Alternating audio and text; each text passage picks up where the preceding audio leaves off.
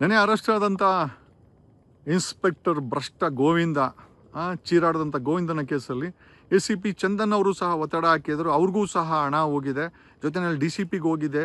ಆಮೇಲೆ ಕೊಟ್ಟಿದ್ದು ಬರೀ 4 ಲಕ್ಷ ಅಲ್ಲ, 5 ಲಕ್ಷ ಅಲ್ಲ, 25 ಲಕ್ಷ ಅನ್ನೋ ಒಂದು ಮಾತು ಸಹ ಕೇಳಿ ಬರ್ತಾ ಇದೆ. ಪೊಲೀಸ್ ಇಲಾಖೆ ತನಿಖೆ ಮಾಡುತ್ತಾ?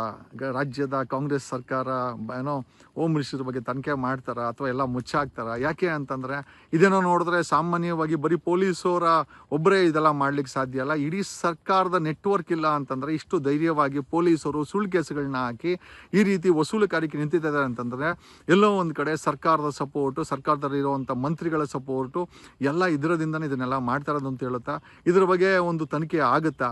ನಿಜವಾಗ್ಲೂ ಇದಕ್ಕೆ ನ್ಯಾಯ ಸಿಗುತ್ತಾ? ಈ ಸುಳ್ಳು ಕೇಸುಗಳು ಆಗ್ತಾ ಇರುವಂಥ ಪೊಲೀಸ್ ಇಲಾಖೆ ನಿಂತ್ಕೊಳ್ಳುತ್ತಾ?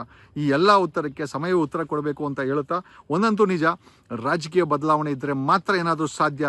ಇಲ್ಲ ಅಂತಂದರೆ ಈ 3 ಪಕ್ಷಗಳಿಗೆ ಪದೇ ಪದೇ ಓಟ್ ಹಾಕಿ ನೀವು ಬಲಿಪಶುಗಳಾಗಿ ಅಂತ ಈ ಮೂಲಕ ಹೇಳುತ್ತಾ, ಒಂದು ರಾಜಕೀಯ ಬದಲಾವಣೆ ಕರ್ನಾಟಕಕ್ಕೆ ಬೇಕಾಗಿದೆ. ಧನ್ಯವಾದಗಳು.